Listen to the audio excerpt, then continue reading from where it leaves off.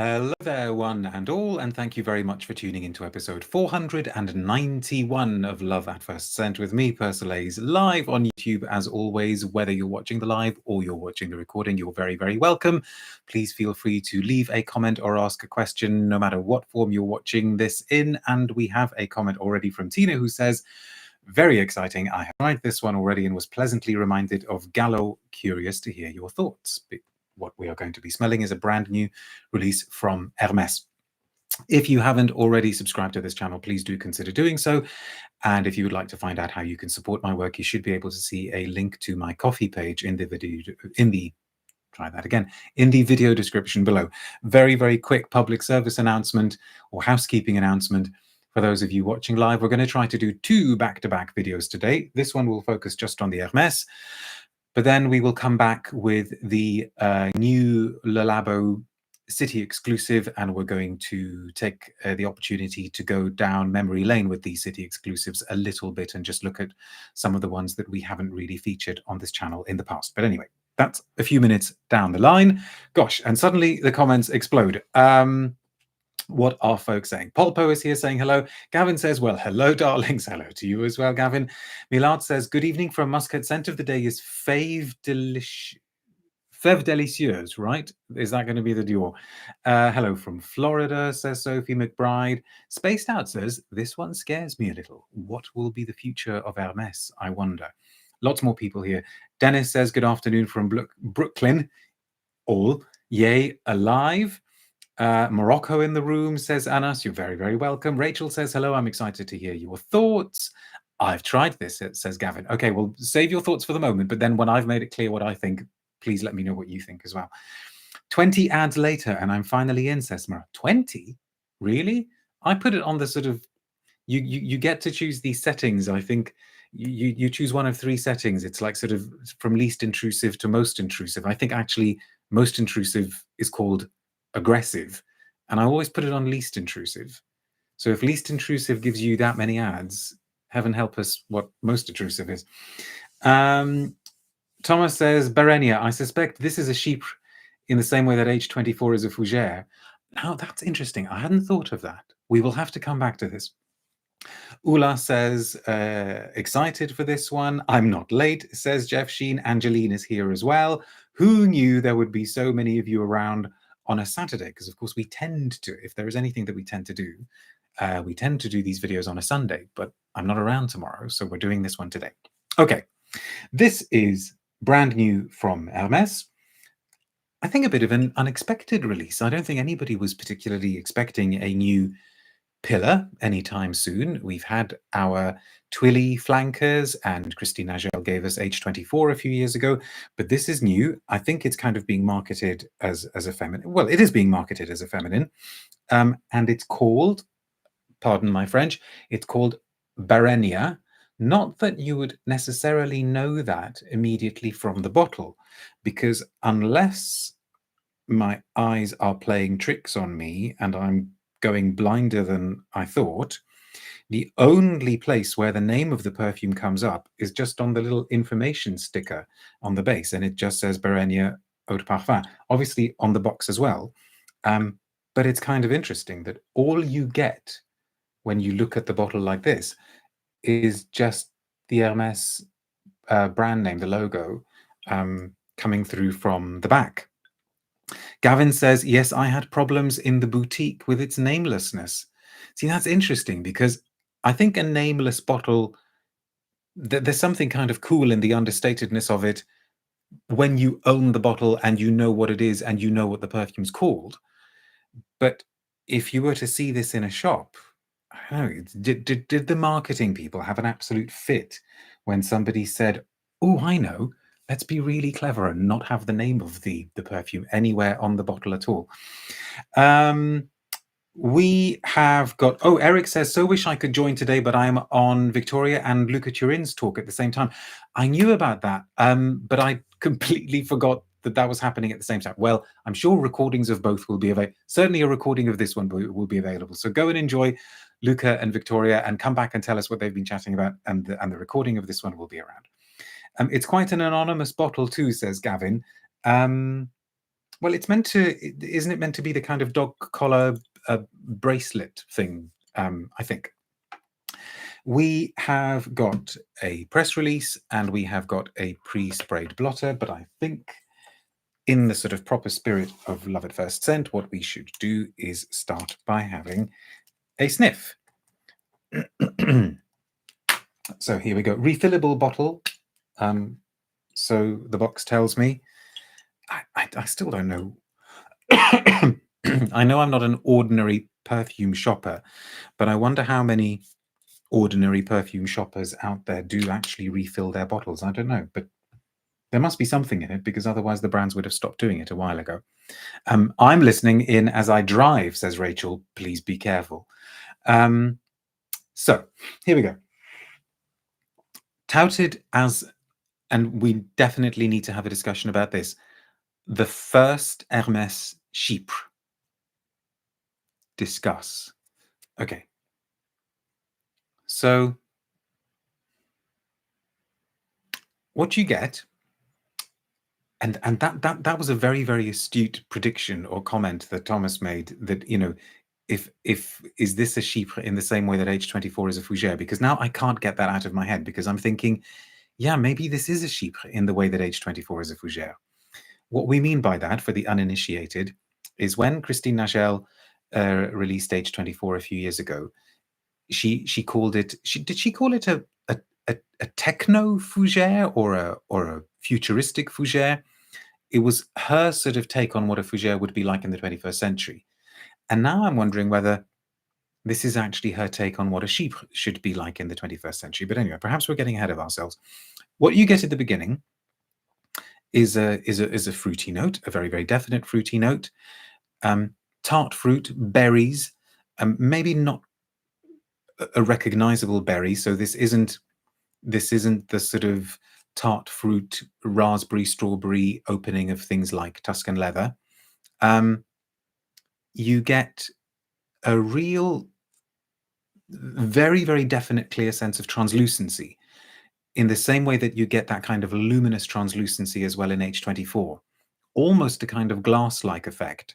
It's as though the fruit are either made of finely cut crystal, or they're made of glass, or they've got lots of light shining through them.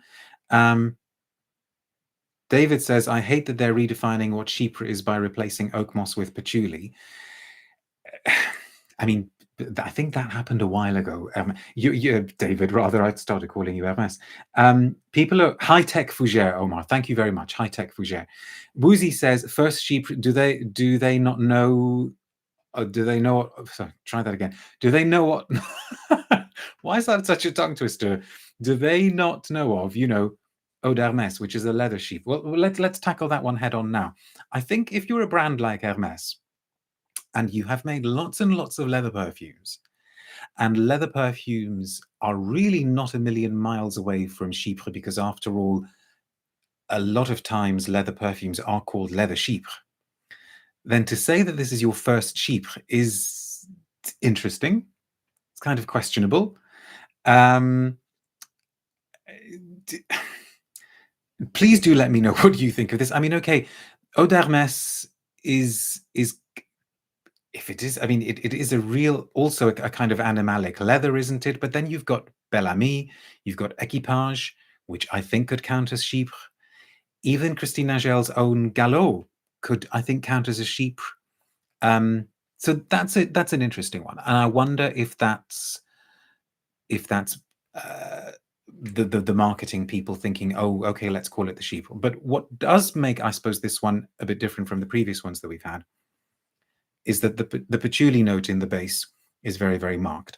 And as David very, very helpfully pointed out, patchouli has over the years really more and more started taking the playing the role that oak moss used to play in classic Chypre. Patchouli was always there in classic Chypre, but that inky green bitterness of oak moss was more prominent, I think, in what we used to call Chypre, classic Chypre. I mean, it's a problematic name anyway, because there are so many offshoots now with floral Chypre and fruity Chypre, etc.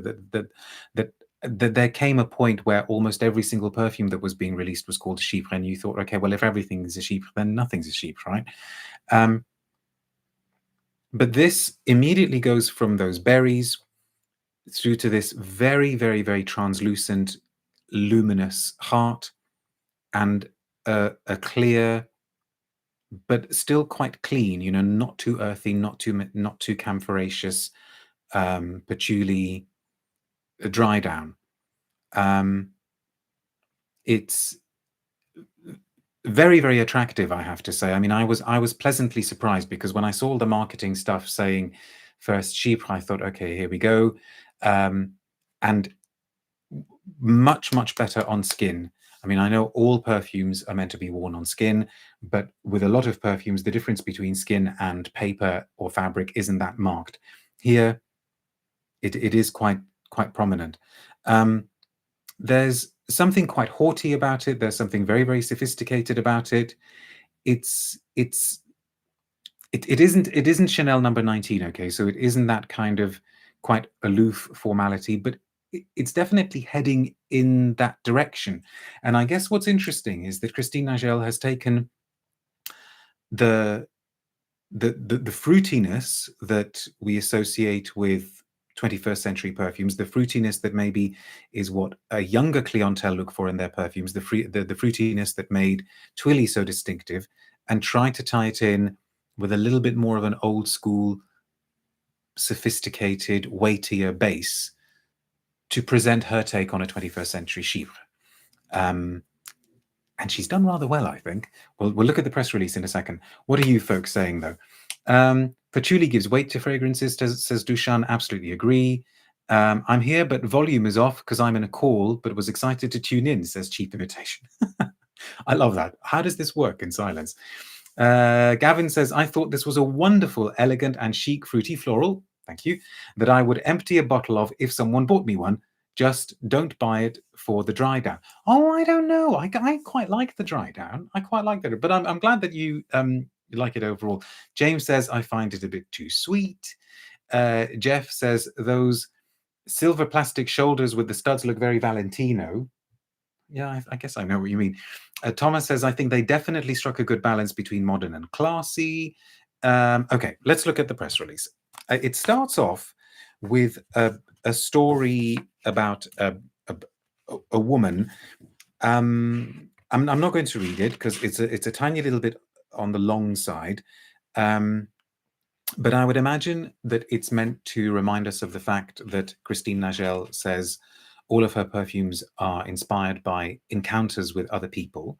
So perhaps this is a particular woman that she decided to base this perfume on. Although, of course, this year they did a limited edition that was very famously inspired by, well, not so famously, what am I talking about? That was inspired by a horse. You get a poster in the press release, which I think is quite cool. And I suppose that's meant to be, I think where I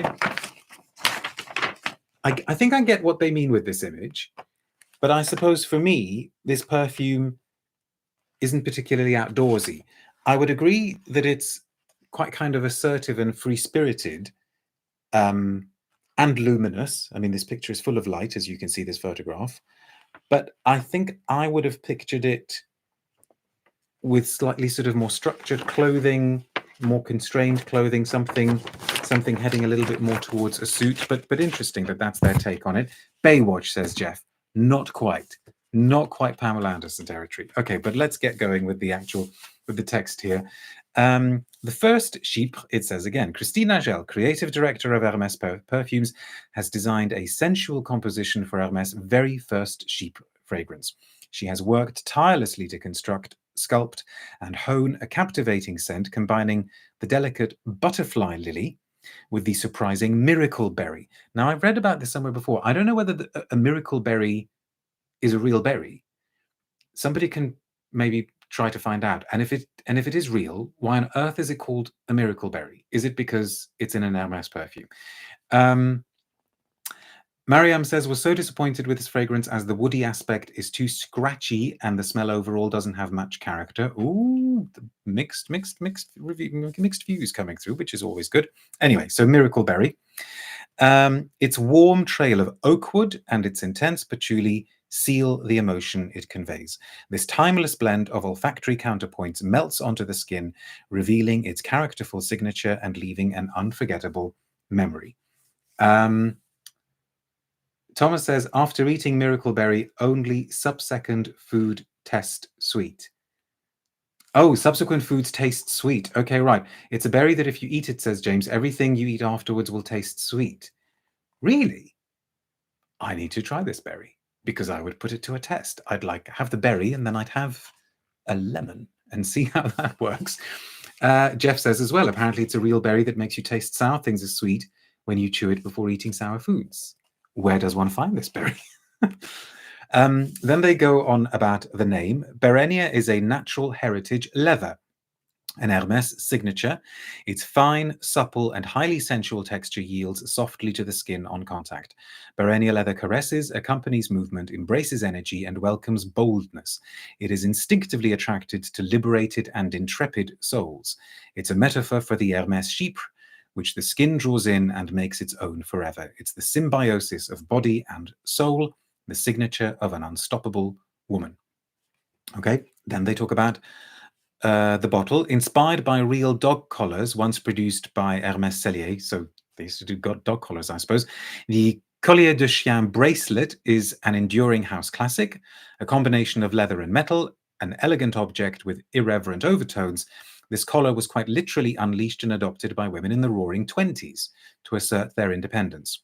The essence of the Collier de Chien, its lines, colors, and materials, is frequently revisited.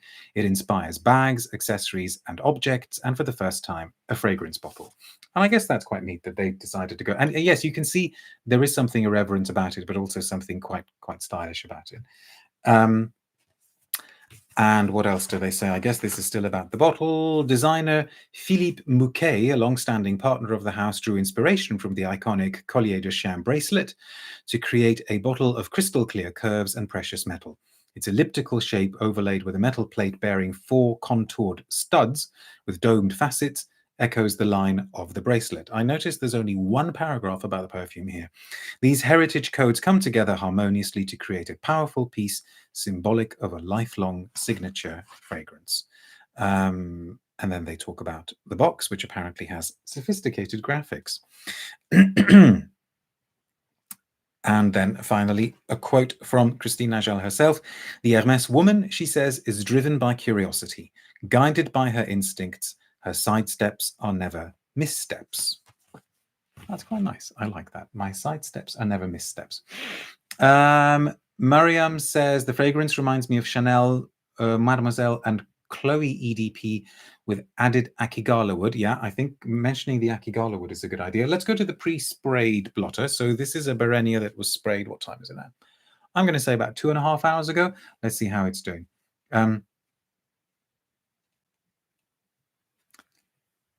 A definite Akigala wood note, but nowhere near in that sort of overdose territory that we expect from one of our favorite perfumers, Monsieur Quentin Biche. It